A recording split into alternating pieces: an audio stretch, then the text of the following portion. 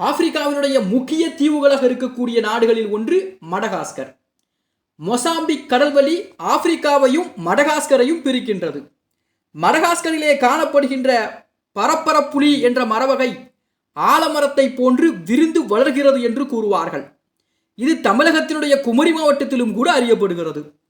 Lemur என்ற மரங்களிலே மறைந்து வாழக்கூடிய குரங்கினம் இந்த மரங்களிலே பெருமளவில் காணப்பட்டதாகவும் கூறுகிறார்கள்.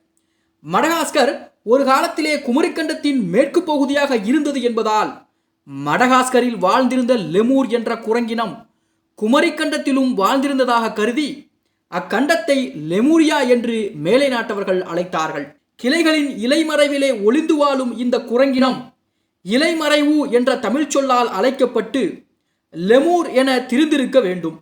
மடகாஸ்கர் என்ற பெயரும் கூட பிற்காலத்திலே உருவான பெயர்கள்தான். மலகேசி என்பதே இந்த தீவினுடைய தொன்மைகால பெயர். ஆக மலைநாடு என்ற பொருளிலே இது மலகேசி என்று அழைக்கப்பட்டு தற்பொழுது மடகாஸ்கர் என்று திரிந்திருக்கிறது.